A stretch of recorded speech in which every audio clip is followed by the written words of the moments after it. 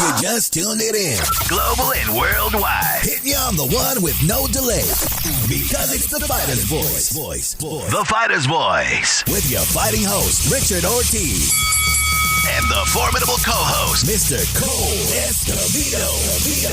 Remember, every fighter has a voice.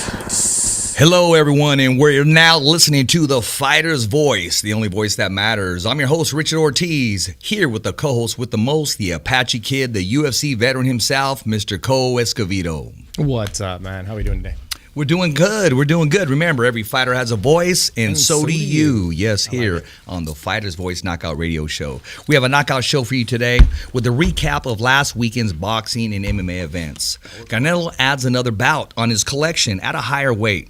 Oscar De La Hoya calls out the president of UFC, Dana White. Yeah, tell me about it. And what's next? I heard big rumors that this thing's about to blow up. They did really great here in Fresno, California. Well, Combate. What's next for them? I mean, sky's the limit in the MMA world. Also, Jose Ramirez, is he fighting in Fresno or not? We need to ask those questions from the super lightweight champion of the world, the WBC champion himself. Now, HBO recently had their last show. Will they be missed? Yes or no? These are all questions. And here's another one. Did Fresno State do more than just win in Las Vegas, or did they stick around and win at something else? These are all questions and facts. Stick with us the entire show. We're going to knock out these questions and facts for you. But first, we have here in studio the 559 champion himself, Mr. Nate Garcia, who'll be defending his bout this Saturday at the legendary Rainbow-Ballroom. Rainbow-Ballroom.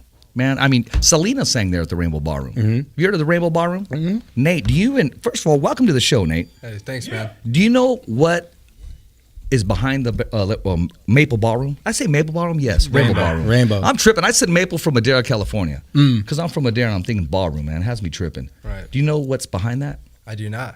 Man, it's legendary. It's legendary. I'm going to let Cole tell you because he's 59 years old. What's behind that exactly? Dude, I'm not, dude, to see that picture and then to see him here now, like, he was like 16. Well, let's talk about that picture. Ladies and gentlemen, Cole's going to let you guys know about a picture. I mean, Cole-Escovedo, UFC veteran, enough said. I mean, he's competing in there. He's beat the who's who in the world. And we got young Nate Garcia, who met him at I don't want to say exactly where it's at, and I don't want to plug their business because they're not paying us, but he asked for a picture. And lo and behold, years later, my man is now competing for a bout, defending his bout, and he's here with the legendary Apache-Kid himself, and he shows him the picture. Now, Cole looks like about 35 years old in that picture, and Nate looks like about, what, 15? 16, 13? Something like that. I look a little young, but I was about 16 or 17. You know? Yeah, we're going to put that on the website. Yeah, man, dude, definitely put that on the website. I saw that, and I was like, shut up. It did make me, because here's the thing is, like, I age gracefully. Like, this is the money shot. Yeah, that's the money it's shot. a little rough, but this is the money shot, right? So to see myself look like that old then and see how young he looks and like how much older he looks now compared to that, like you don't look old, but like compared to that. I know. I think, honestly, crazy, I think it stands for more than that. I think it stands for you met him, you knew who he was, you recognized him, you asked for the picture, and look where you are right now. Dude, honestly. That's the cool part. That is the cool part. That's the giving back part, and like, I'm glad I wasn't a jerk when I met you type, and now we're talking again. No, I was like nervous to go up to him, to be honest, but I was like, you know what? I just watched this guy. I used to go to Buffalo Wild. Oops, sorry, I can't plug the business, right? Man. I'm sorry, but I watched him on TV there, so I was like, I gotta say something to him. I gotta say what's up. That's what's up, man. Dude, we had that same close encounter. Yeah, when we were in Denver, I had just fought Mizoganki, and we were at a casino. And we were just drinking and playing blackjack. And like I told you before, people were like looking over.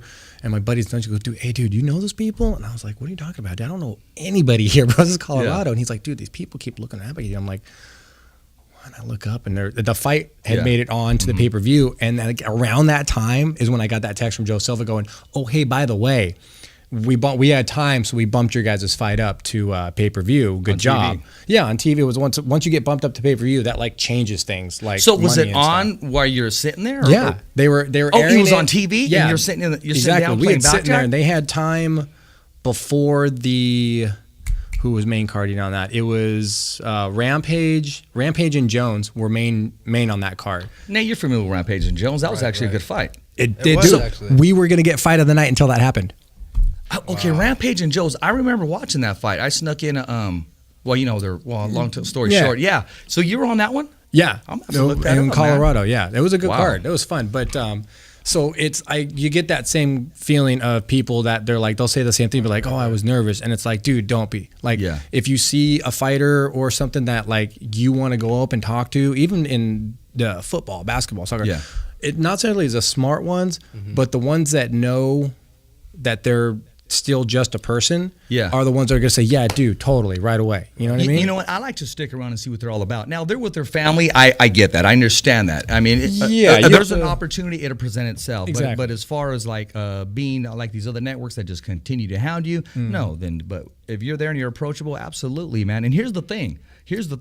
You know there's going to be a time when somebody young is going to recognize you from this event and the same thing, and it's going to recycle itself. And see, that's good vibes. That's good energy. That's positive energy, man. And it started by you noticing who Cole-Escovedo was. You went up to him, took a picture with it. And the fact that you brought it back here today, dude, man, there's no price on that. I saved it just for today, man. That was super cool. That's what's up, man. That's like that close encounters stuff. Hey, it's so throwback. I was even wearing the punishment T-shirt. Oh, Tito Ortiz. There you go. Dang, you took it real back right there, man. Super back. Man, exactly. But you know what? Let's talk about why you're here. You're here to promote your fight this Saturday. Jeremy Lucha's doing it again. I mean, he's back at it, and he's making it. What? Did you call him Lucha again? What did I call him? Lucha Libre?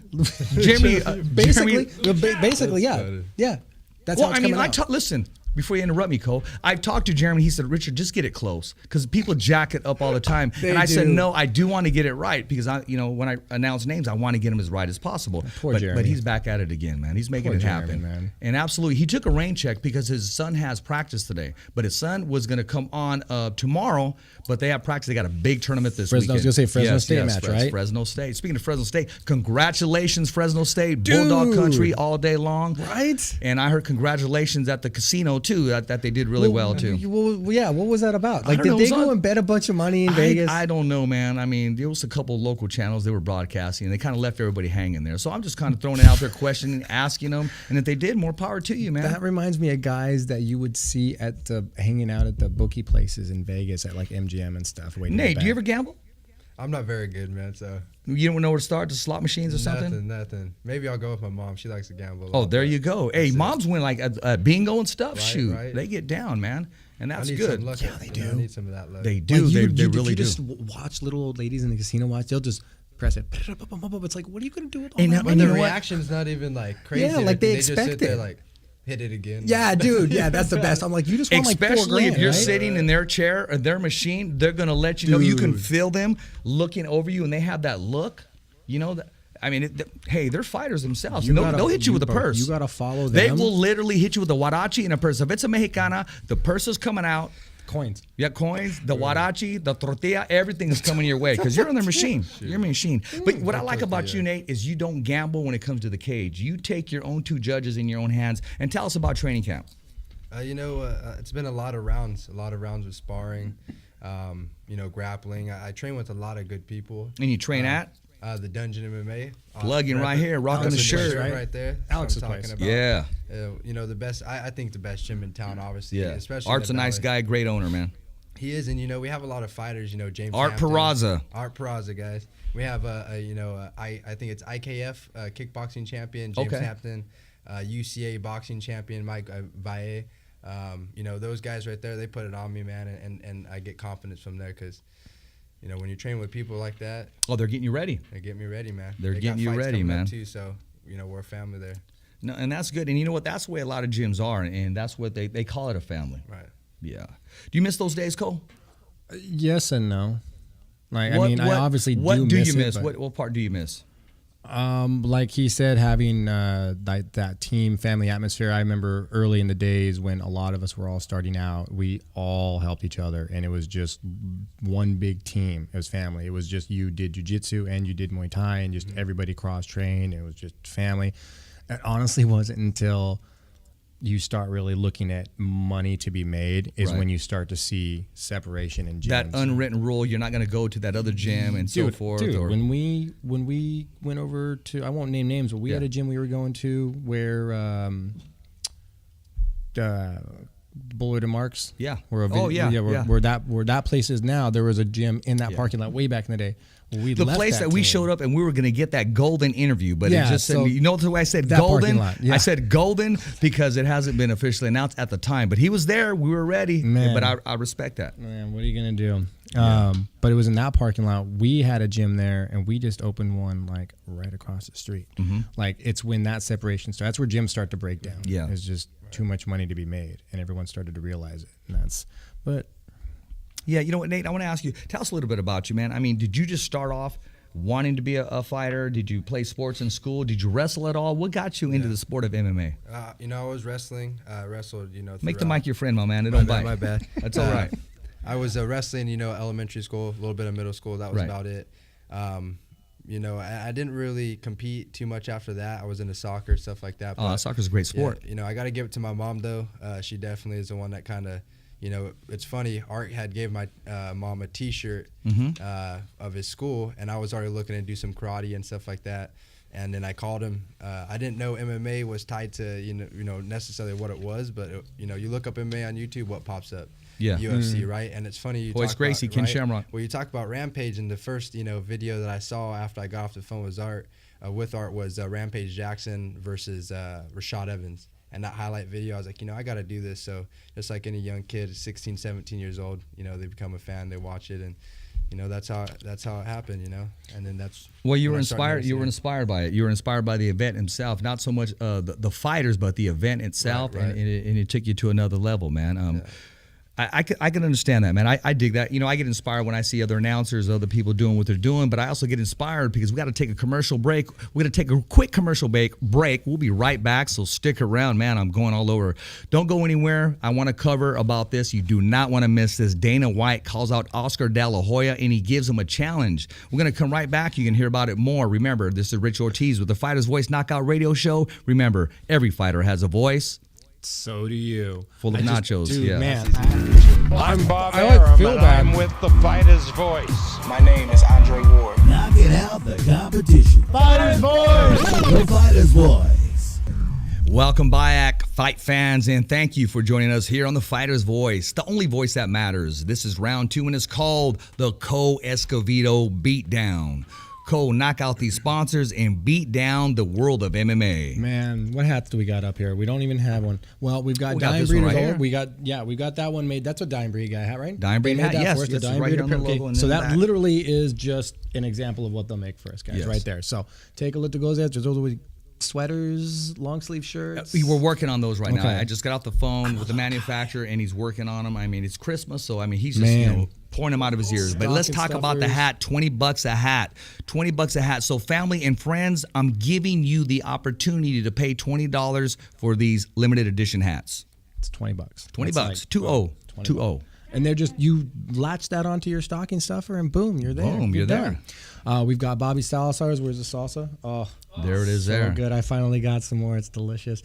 Remember, guys, you can catch them at most of your grocers. I've seen them all the time. What's her name was plugging my bed. Yeah, she's out, man. Jenna the Gym. Yeah, I felt bad. I was like, hey, girl, tell me you're getting paid for this. Like, she was just like, I was at the market. Trust me, she's not saying that for nothing. Dude, but it was cool to see that. Like, it was super cool. That's very well earned. She's taking it and beyond, and that's what I like to do for our sponsors. Whatever our agreement is, I like to take it beyond. And why not? Because it makes their product expand, and we get something out of it, like chips and salsa. I love it. Red Wave. Oh, forget the patch today, dude. I got the shirt on. I love this shirt. That's awesome, dude. It's a good one. That's awesome. Red Wave Tattoo, Art Gallery Inc. Hit up Rico. Mention the Fighter's Voice. Remember, you get 10% off your next tattoo. Remember that. Hit them up. Mad Production Studios. We got the Mad Lowation. As always, like I said, I love the new background. Man, it just keeps getting better and better, huh? I love it. And you know what I like? Let me interrupt real quick. Yeah. I had a conversation with him earlier, and we're talking about different things, and he got a lot going on, and I don't mind to put him on the hot seat, but he said, you guys are my priority. I had goosebumps coming over there. I felt like jumping over there and doing some freaking... Got tingly? Yeah, a little bit. Want to give him a hug? That's what I'm talking about. Man, I like it. Well, dude, Exhibit A. You can see the amount of effort gets put into it. Exactly. You've got Batcave Boxing with Coach B, guys. Remember, at Coach B 1971 on his Instagram. Hit him up, make an appointment. Just as always, my disclaimer on that. Be in shape and ready to go. Don't hit him up looking to get in shape. Like, this is a guy who takes you in shape and makes you better. That's the competitive different level. He's not going to let you cheat yourself. No, but he wants people that are looking to take themselves to another level too. Sure. Like it's like you're doing this, Spartan Racing. I keep getting top 15. I want to make it into the top 10. Okay. It's kind of like this radio show, the Exactly. next level. The next level, baby. We've got Dr. Batista and Dr. Guzman, North Fresno Primary Care, medical needs, fighters, blood work, neuro, things like that.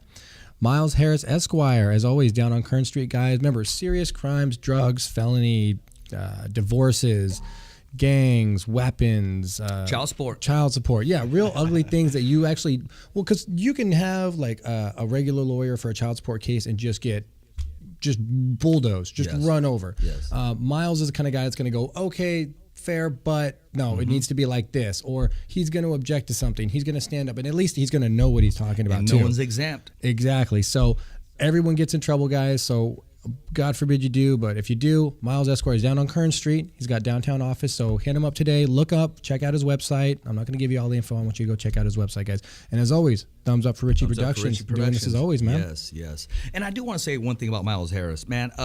He's kind of like us, the radio show. He's knocking out the competition. He is. He's actually really squaring away his market. He is. He's doing really well, man. So what's going on in the news of MMA, man? Man, well, we got some stuff. Real quick, though.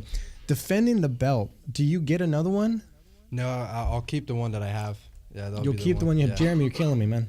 I need two. You're killing me. Hey, if you just tuning in right now, we got Nate the Great Garcia who'll be defending his 5'9", 145-pound belt this Saturday at Rainbow-Ballroom, the legendary Rainbow-Ballroom. Selena once sang there. Yeah, that dude. If if those of you who know about good events and stuff with the Rainbow-Ballroom in Fresno already know, like, that's a good venue. But I can already hear Jeremy from here just going, "Oh yeah, Cole, let me just pay for another belt. You're gonna pay for it? Let me just pull that out of my." Like, I can see it happening, but I'm just like, as far as like the fighters, because I mean, dude, they're on like what, show 60 something, 70 something. So I mean, it's not like they're short fighters clamoring to fight for them. But I'm just saying, like, the old school days, like if you go into Randy Couture's house, if you go into Chuck's house, if you go into Guy Mesger's house, Frank Shamrock, Ken Shamrock, like, you go into all those houses where they defended multiple times, like, they've got all the belts. You know, Mighty Mouse has a bunch on display. You know, it's like you should get one for every time you defend. I mean, look at the WBC. When they had the Conor McGregor Floyd Mayweather, it was a special bout. The Canelo and Triple G, it was a special bout. Even though it was a WBC bout, it went in addition to what you get, because we know that's just not another belt. That's just not another title defense. So exactly. It means carries something a little. to you. Absolutely. Little cost, large investment, long term. That's all I'm saying. You got your champion that has like several belts on his wall. I mean, now granted, I can see the catch going, well, Cole, here's the thing is, we love our champions, we love having them, but we don't expect to keep Nate around as a champion for 5 or 6 fights. We expect Nate to get 1 or 2 good defenses out of it, get his feet wet. Boom. Off to the pros you go. Like, that's the whole point. Yeah. They're not there to build long-term champions. It's an amateur. It's a grooming organization. Their goal is to get the next up-and-comers, get them fights, get them experience, make champions out of them, get them ready for pro. That's AAA, man. If you can be a champ with us, you can go pro. AAA of MMA. So, and that's where I can see the immediate argument. So we don't really need multiple belts, bro. He's gonna defend it twice or 3, and then we expect him to be on his way to the pros. A different color I was looking after I defend it, you know, I want that, either the camo shot, the state title shot, or whatnot. But I'm trying to collect as much belts as I can. That's the hardware idea, man. Get trophy cases for a reason. I got it for a reason. I want to put belts in there, trophies in there. I remember the old schools when they give out like 6-foot tall ones, man. Like a bunch of those sitting around. They're just there, and it's like you look back, go, man, I bet they could have paid me like an extra $500 if they didn't make that trophy, dude. So yeah, we all know those days. But we'll recap real quick. What I'm going to do is we'll recap some of the stuff. I've got it all pulled up. Was some of the stuff that was going on this weekend. A recap was the Bellator fight. The Frank Mir was on it. The McFarlane versus God, I don't want to mess her name up. I'm gonna mess it up so bad. She was the Hawaiian fight. Yes, I'm gonna mess it up so bad. She did very. You're gonna chop it up. I chopped up Jeremy's last name, anyways. But that was a good fight. It was actually, but she won by submission. So Lima, is it Ilima? Yeah. Ilima, yeah. Okay, so she ended up holding on to that belt, and then Mir ended up. Oh, it wasn't Mir. Why do I keep saying Mir? And I'm thinking of Mir. Eye Candy Ayala. Yeah, it was Ayala who just got the verbal tap. Gave up. Frank Mir. Yeah, he got him to stop, which is to see a guy like Mir, who is just supposed to be like the Grim Reaper on the ground, like take some of your soul out of heavyweights. Yeah, exactly. In that world, it's like, dude, he's one of the big guys that just when he gets on the ground, he's like water on you. So to have that happen was like. And survived too. Yeah, he definitely survived. Yeah, he survived an onslaught too. Yes, so he did. But Machida was surprisingly back at it again. I really didn't expect to see. He had to dig down for his victory. Yeah. I mean, it wasn't just given to him. It's one thing about Bellator. When they welcome you to Bellator, you're not just a guest. You got to earn your stable. They don't just get you in there. I mean, they throw you in with a who's who. They do, because they want to they want to get maximum value out of you. So and at the same time, when someone new is coming to the organization, they go, no, I want the crack out of them. Yeah, well, everybody, anytime you come into a new organization, everyone's going to be going, oh, well, me first. See, that's what they're saying about you, Nate. I mean, you got a long list of names. So whoever your opponent is Saturday, which I don't know exactly, but I'll have it. You got other guys behind him saying, well, why didn't I get the shot? I can beat Nate. Oh, I know Nate. We're cool, but, hey, I want to get him. So you got a little list on you right now. That's why I brought it right here. Here's a list of names of the guys that want to fight you right here in front of you. I can't read them off on the air, but boom, we did our research. We got a great PR back here. We got KP Mad Productions. We're not just a production studio. We got the best research team here in the 559. And if anybody says different, they want to differ, bring your list and I'll bring mine. You'll probably bring me the list that Santa Claus gave you and I'll check it twice because a lot of you got fools are acting naughty and not nice. But this list is ready to go. I checked it once. I checked it twice. And there we are. That's funny. So we've got the Bellator results, and we've got there was a bunch of talk about Nick Diaz fighting Jorge Masvidal at UFC 235. So that is one of those fights right now that I love. I love Dana's political approach to things. When they ask him, I go, "So is Nick Diaz going to fight Masvidal?" He's like, as of right now, like his exact words were like, as of right now, as far as I'm sitting here, that fight is on. And they asked him later, he goes, is that a fight? And he goes, as far as I know, yes, that fight, unless something between Tuesday and now has changed. And I'm like, okay, dude, just say no. Just say the fight's not happening. Say you guys haven't reached a full negotiation agreement. Just say what it is. Like, just saying we are in talks with Nick right now about fighting Jorge. We are targeting UFC 235. Like, that's all Nick and Nate want. Yeah. That's all they want this whole time. Whenever they, granted, there's probably stuff on their end that nobody hears about that's back and forth. That well, there's something that they don't know about. We're going to find it. We're going to go research in there because we're about to take over their 209. But right now, we're going to take a commercial break. Stick around. Don't go anywhere. We're coming back. Is Jose Ramirez really fighting Fresno after all? I'm hearing different. Stick around. You're going to hear more of the fighter's voice. Remember, every fighter has a voice, and so do you. Hi, I'm Jose Ramirez. I'm Bob Arum. Hi, I'm Robert Garcia, and I'm with the Fighter's Voice. The only radio show knocking out the competition. Fighter's Voice Radio Show. Welcome back, fight fans, and thank you for joining us here on the Fighter's Voice, the only voice that matters. This is round 3, and we're going to finish up with MMA news, and we're going to talk about Mr. Nate and Nick Diaz in the MMA world.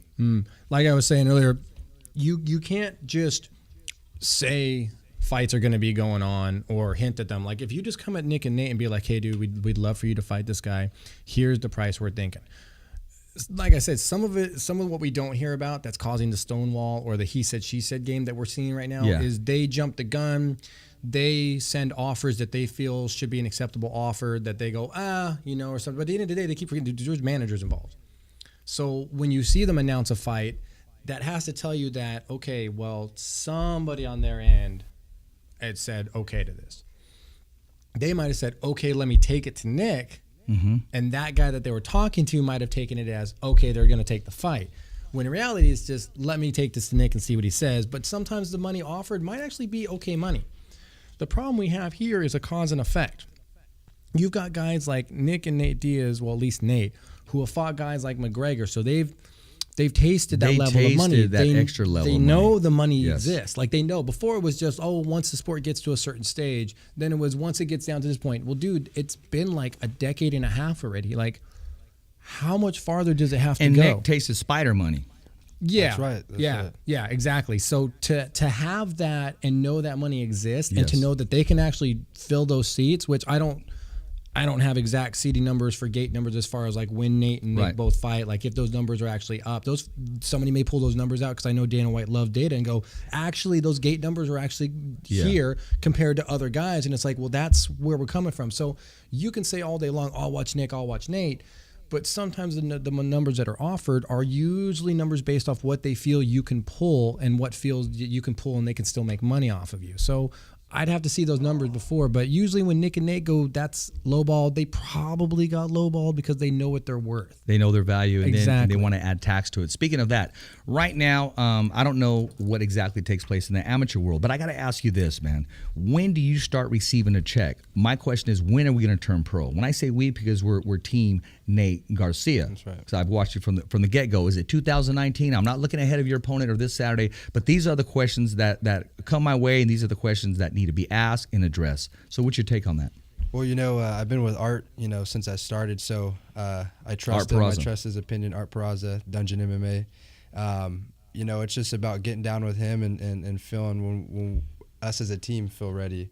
We're trying to go big, and make a statement. So, we'll wait for the right time, and when we feel like it's the right time, we'll go out there and, we'll start cashing some checks. Hey, you got to do me a favor, man. When you're ready to make that announcement, make sure you say, Richard, you know what? I need to come on the show. Okay. Whether it's the Knockout Radio Show or the podcast, which will be airing tomorrow, ladies and gentlemen, and just go to the website and you'll know exactly for time, places, and exactly what's going on. The podcast. The podcast. The podcast. That's right. And then you can come on the show, make that announcement, and see, that's what the Fighter's Voice is really here for. It's not here to, I have a card, or yes, I'm affiliated with that. It's to give the fighter, which is you, a platform. Not just to talk about your MMA experience, but your life exactly. Right. What exactly makes you tick, why you got involved in the sports. Right? Yeah, man, I appreciate it, man. Oh, absolutely. The pleasure's all ours. We appreciate you having here. Hey, I'm ready to come back anytime, man. Okay, man. So I want to ask you this, man. How does it feel to be the main event in your hometown of Fresno, California? It feels good. If you would ask me about 2 years ago, I probably would have, not think that I would have been here, stuttered or whatnot. But, this year has been crazy. I fought last year, December 22nd, 2017. Won in the second round, triangle choke. That's right. And, I got offered to fight, same day. So I'm and ready. that's your game on the ground. Great. That's your game. I've noticed your game is on the ground. Honestly, I go for the finish anywhere. But I like to fight on the ground. It's Jiu-Jitsu is just something that I, go to. But if, the opportunity presents itself on the feet, that's where I'm ready.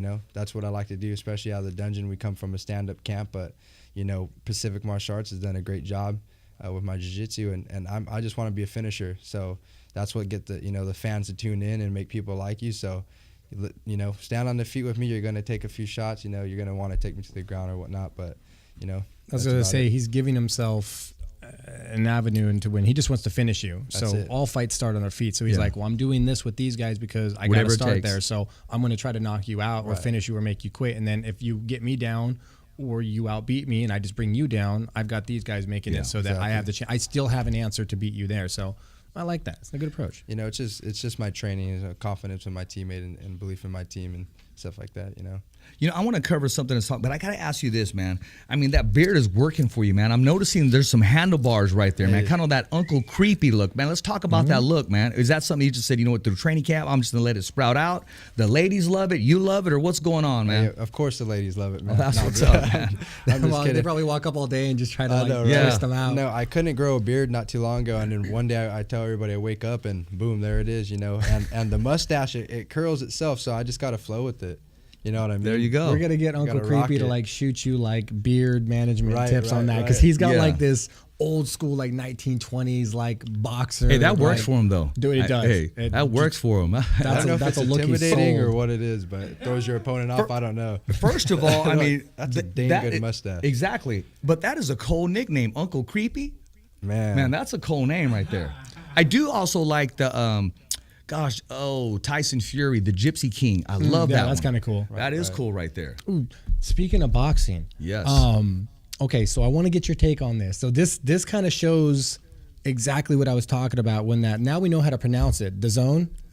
When we all been stuttering, go Dazn. They finally got tired of that and said, no, buffer, fix that. Yeah. So DAZN is what everyone's calling it. So it's $10 a month.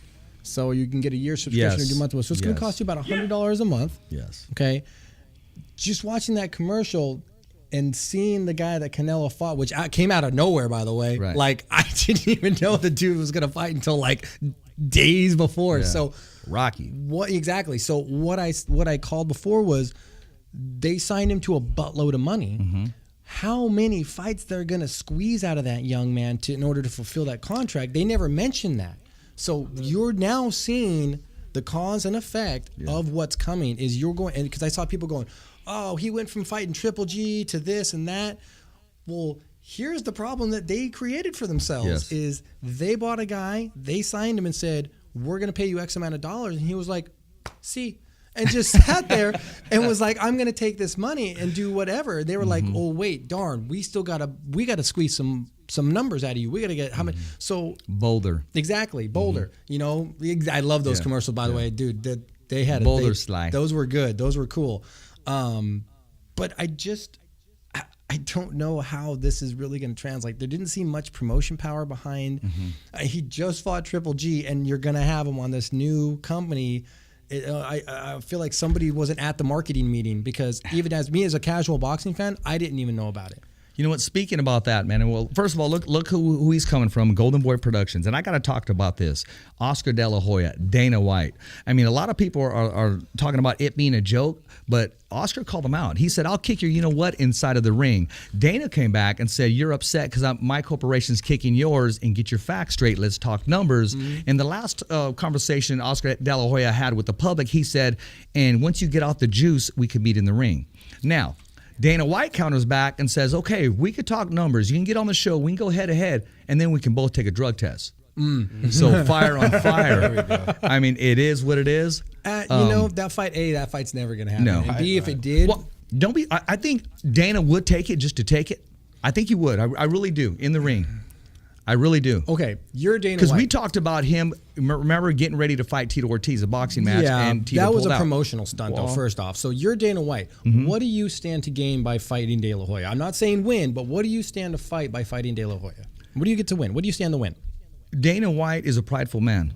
So plain and simple, but he's a very smart man. But he's a businessman first. Yes, my business doing better than yours is pride-filled enough. Listen, after promoting combat sports over and over and over again, to him it's either now or never, and he'll take that walk. I think he will do it. Okay, he gets knocked out by a professional fighter, Olympic gold medalist, six-time world champion. There's a really good chance he'd lose that fight. Yes, he will. Now, there's no harm in foul on that. On the flip side of that coin, there's a good chance De La Hoya's a heart attack. But he may win the drug test. That he would. So I mean, we don't know. I don't know. He might have been. He goes out to hang out with the Diaz brothers regularly to say hi with contracts. So I don't know. Oh wow. Okay. Yeah. Maybe he pulled a Musk. Well, maybe he pulled an Elon. Maybe he did. But we'll find out right now, because we're going to take a commercial break. Stick around. We got a lot to go over. Remember, the Fighter's Voice, the only voice that matters, will be coming right back here on the Fighter's Voice Knockout Radio Show. I'm Bob Arum. Hi, I'm Robert Garcia, and I'm with the Fighter's Voice. The only radio show knocking out the competition. Fighter's Voice Radio Show. And we're back, fight fans, and thank you for joining us once again. Sticking around here on the Fighter's Voice, the only voice that matters. This is round 4, and it's called Boxing News with Big Mike. I like the way that sounds. Boxing News with Big Mike. Big Mike is a writer exclusively for the Fighter's Voice Knockout Radio Show and the podcast. Remember, the podcast will be viewing tomorrow, so go to the website and get all the information there. Welcome back to the show, Mike. How we doing, my man? Doing good. How you doing? We're doing good, man. Talk to us about what's going on in boxing news. All right. Well, first, they had the fight on Friday. Richard-Ortiz rematch with Jesse Hart. Right. Richard pulled it out. A lot of people said it was controversial. Jesse blew it. What was your take on that? Richard won 8-4, 7-5 at the least. Jesse blew it regardless. 12th round was his. Richard was hurt. Richard beat him with one arm.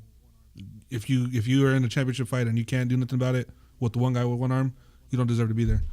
Yeah, so okay, I'm listening. He blew it. He blew his opportunity. Yep, I talked to them, to Richard and his manager and his trainer a little while ago. On the way here, he's got an elbow contusion, so he lucked out. Didn't break it, didn't pull, tear anything. Probably a few weeks, and he'll be back. Okay, good. Big news, though, there is more than likely he's going to 175. I told you guys last week about that.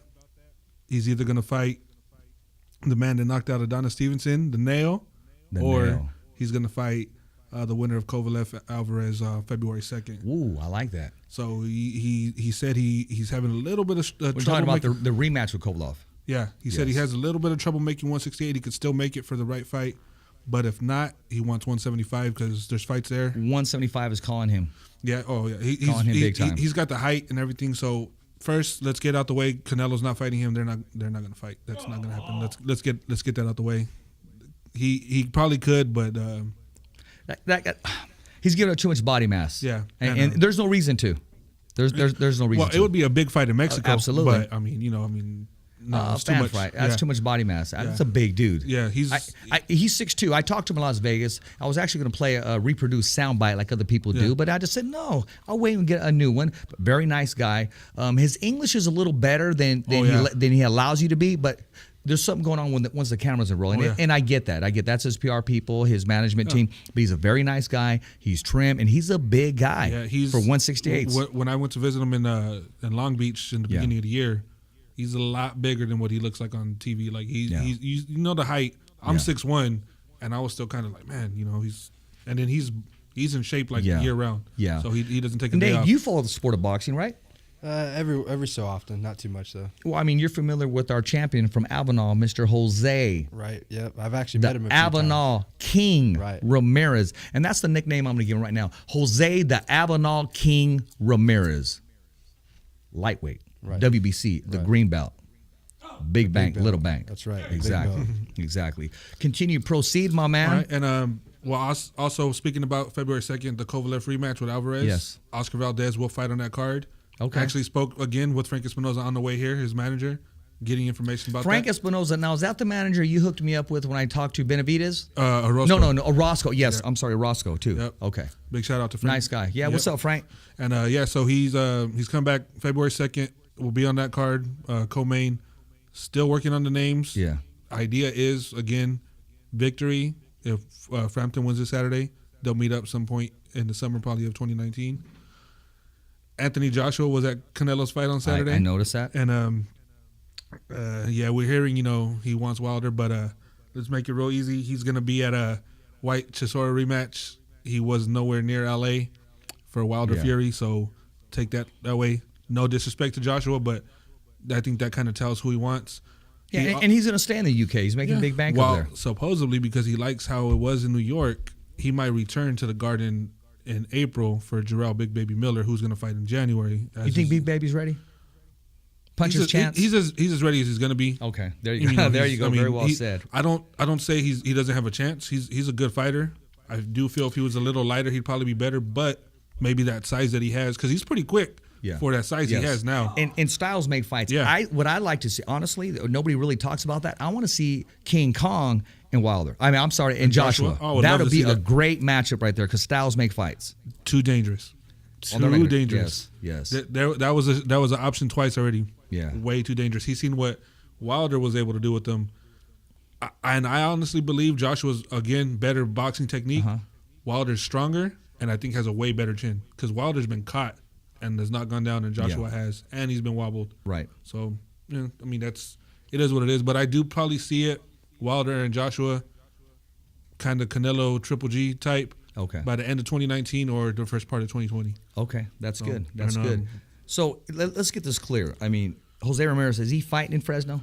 I'm hearing different things. From what I've heard, the last few days. Is more than likely yes, but there are other options there. Well, there's just I think one or two other places that have a real good inside track, but obviously is one MGM Grand? Let's just lay it out there. Maybe I'll just leave it there. Okay, it's a possibility, but Fresno's obviously. Can you share the other option? Where's the other option you're hearing? New York. I can't give that out. I can't give that one out. Okay. Because then I'm gonna get a call or I'll get a message somewhere who's letting you in on some info. So, I'll just exactly. Leave it there. Yeah. Or Rick too. He'll say, "What's Ortiz doing, man?" He always likes doing stuff like that, but it's okay, man. I respect until you make your official announcement. But these are questions, Rick. These are questions people want to know. These are questions, Jose. People want to know because if they hear Fresno, they're gonna go mortgage their house. Yep. They're gonna be late on their payment. They're not taking Sweetie out to Victoria's Secrets anymore. She's not getting a Coach purse. They're not getting Versace shoes. They're gonna buy Jose Ramirez tickets because they know the value and they know they're going to appreciate the champion being here, man. He's a marketing guru, man. Exactly. So now also I'm going to just put this out there. It's Red Panty Week too. Because I read something earlier this week. Yes. Story about Jose. It was probably one of these little people that sit at home, don't have no life, running their mouth about boxing. Is it positive? No. And this is why, because he... Should this story wait for the podcast? No. Are you sure? Yeah. Okay. So, and it's the same. Because we're Team Ramirez here. So he said the same thing about Canelo. This is why. He said Ramirez opted not to join the tournament because he wanted to cherry pick his defenses. First off, he didn't cherry pick a defense with Orozco. No. I heard a lot of people talking about he was going to lose that fight. No. There was no cherry pick. That was a great fight. Yeah, and the tournament, at that point, it has money there, but it really didn't work out for Top Rank or Jose. Now, who's bringing this up? Some blogger, I don't know. Okay. He pretty much put everything out there. So, I'm glad you worded it that way because I don't even want to give them any props. Okay. So it's just annoying when I see that because Jose has tried to make big fights. We've seen it already. Yes. I spoke to the man personally. He wants the best. He tried to fight Bradley before Bradley retired. Say what you want to say. That was a great fight at that point. Manny Pacquiao. Yeah, and at that point when he tried to fight Bradley, come on, yeah, man. Like it was Bradley's coming from 147. Yeah. No, that wasn't a walk in the park. No. So to those people that always talk about these certain fighters, like how Cole a little bit. I get Cole's little side because he doesn't understand it to the same level, same way as with MMA. I'm not at his level talking about it. Canelo fought a fighter who's probably top 12 at 168. I'm not going to say top 10. I'm not going to go out of, I'm not going to blow the man up. With no jab. Yeah. And the guy had the wrong game plan. I don't know why, if you're that big, why you would think, oh, let me fight inside. No, man. Come on, man. You have to think better than that. But the guy still legitimately was a top 12 fighter at that weight. Some guy said it best. I've never seen a guy ever in my life get knocked out and be so happy. I think after that first knockdown, he knew. Oh, y'all still with those body shots. Oh yeah, I'm sure he was probably peeing blood, and Yeah, there was no way. But that man was a top 12 fighter. Yeah, Canelo had just fought Triple G. He's coming back in less than 3 months. Yeah, that's the perfect opponent for him. And yeah, Canelo was signed for 11 fights for 365. The next fight, from what I've been hearing, is either Daniel Jacobs, or he might go to England to fight the Super Series tournament winner in Callum Smith. Now, you guys could say what you want to say about Canelo and his little rep, but you got to remember the people he has fought. Austin Trout, they never wanted him to fight him. Alexander Lara, they didn't want him to fight him. He went against orders, fought those guys. And then you put the world champions he's fought. I don't have a problem with him and his opponent after coming with those fighters. Those fighters. I do want to say this. Let me stop you real quick. This question is coming. We'll keep rolling, guys. This question is coming in from Justin. He wanted to ask Cole, when did he know is the right time to go pro, and what does that mean, the right time to go pro? And you said you were going to rely on your management team. So for you, I can't answer for Cole, but for you, you're going to rely on the management team and how they know you sometimes better than they even know yourself. Right.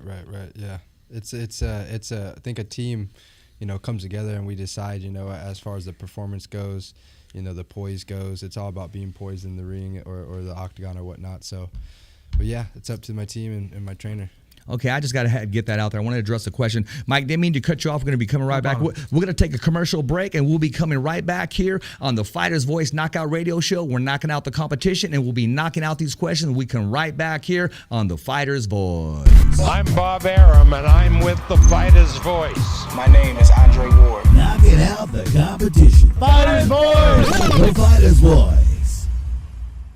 Welcome back, fight fans, and thank you for sticking around and being a part of the Fighter's Voice, the only voice that matters that's knocking out the competition. This is our closing segment of the night, so I hope you enjoyed our show, but we still got a lot of recap. And I want to reintroduce you and why we're here. And let me let you know, ladies and gentlemen, this Saturday at the Rainbow-Ballroom, Fresno, California. And let me say that again, the legendary Rainbow-Ballroom, the who's who, the mecca of who's who in entertainment has performed there. They would compete there, they would fight there. And my man, Mr. Nate the Great Garcia, is in the main event. Tell us, how do we get tickets? How do we fill the seats? How do we support you? And what can we expect from you once you walk in the cage? You can get tickets at the 559fights.com as well as Facebook, I believe. You can get tickets from me. If you look me up on Facebook, Nate Garcia, I'm down to pass them out to you and just go ahead. No, is that your Instagram? What's your Instagram? What's your handle? Let everybody know how we can get a hold of you. My Instagram's Nathaniel, Nathana_Garcia on Instagram, and then Nate Garcia on Facebook. Okay, and they could also reach, go to the box office, get them the day of the event. Box office, 559fights.com. Facebook, stuff like that. And I've been there. There's not a bad seat in the house. But what if I want to go cage side? How much are those tickets? Are those still available? Cage side's $45 and front row $65. So if you want to get into the real action, you know what I mean. I mean, $65, you probably got to get some Tide soap, and I'm going to go ahead and plug them because you're going to get blood and sweat all over you, man. Right. So if you're eating nachos, you're going to get blood on your cheese if you're eating nachos. Right. But it's okay, man. You're there. It's for the family. And I've been to every 559 show. They got great security. They got great staff. Jeremy's doing a very good job at putting it all together. I mean, I will say, bring your kids and watch the champ defend his belt. That's right. You know, watch me get my hand raised, and you know, you asked me what to expect, and you know, just expect me to be ready. I'm coming hard, and I'm ready to represent for Fresno, born and raised, represent for my team and my family, and you know, just have fun. That's what it's about. That's what we do. You got to be grateful for the opportunities the good man up above gives you. So let's have some fun. Absolutely, man. I'm gonna get a little personal with you. When you say your team, who's your team? The Dungeon-MMA, ever since it started, Art Peraza. You know, James Hampton, Mike Vey, Pacific Martial Arts, Billy Evangelista, I always name, and stuff like that, you know. Now, I'm going to get even more personal, man. Who's the family? Because I know there's a special someone, a special, beautiful someone in your life that you just grind for, and that gives you that extra strength, that corazon, that when you can't go, it just pushes you, man. Let them all know. Yeah, that's my daughter, Caliana Ari Garcia.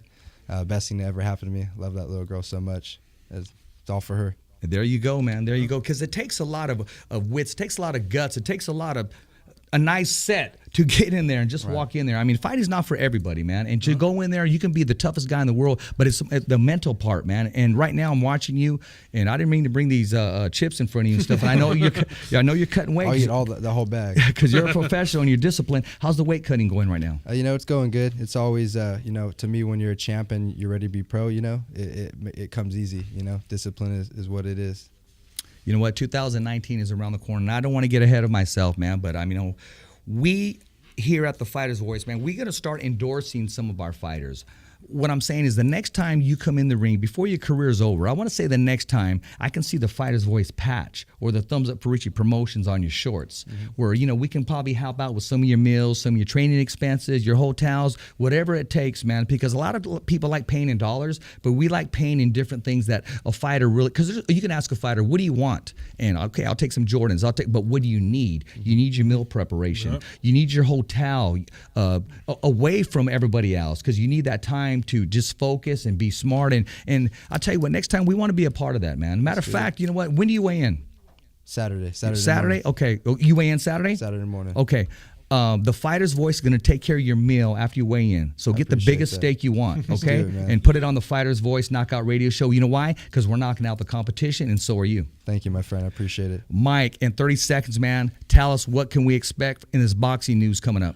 Well, there's 2 cards Saturday, both overseas. Carl Frampton, Josh Warrington, Derek Chisora, and Dylan White rematch. Winner is in line for probably Joshua. So much, that's what it is right now. More stuff coming up. Put it out more, you know, as the weeks go by. 2019 is going to be a big year from what it looks like right now. There you go, man. I know you got some sponsors to thank, man, because they're paying the bills, man. In 30 seconds, thank your sponsors. Honestly, thanks everybody for supporting the gym, the Dungeon-MMA. Like I said, we're a family there, so all the sponsors that are, you know, keeping, you know, things in line with us and donating what they do. And you know, honestly, like I said, man, it's about my team, and we grind together. And when I go in there, it may be just me, but I remember the work that, you know, we put in together. It's that brotherhood, man. And my family, of course, mom, my brother. That brotherhood too. Love all you guys. You know, fighters in this world, ladies and gentlemen, they're not the only ones that have families. Here at the Fighter's Voice, there's family because it's behind the scenes family. It's from the script. It's from this script right here. It's from the board. It's from the video. It's from the networking. It's from the sponsorship. It's from the editing. So I want to give a shout out to our family here at Mad Productions and Entertainment Studio in Fresno, California, off Shaw. If you want your own show, if you're into acting, if you're into drama, if you just want your picture taken so you can show it to your significant other, so be it. Contact us here. You can get a hold of us on the website here, Mad Productions, Studios and Entertainment, also thefightersvoice.com. Hey, leave a question for us. Remember, drink responsibly, and we got big news tomorrow coming up on the podcast you do not want to miss. And as always, I dedicate this show to my son. Te quiero mucho, mijo. Richie, I love you with all my heart. It's a wrap. Thumbs up for Richie. Okay, fight fans, it's not goodbye, but until next week.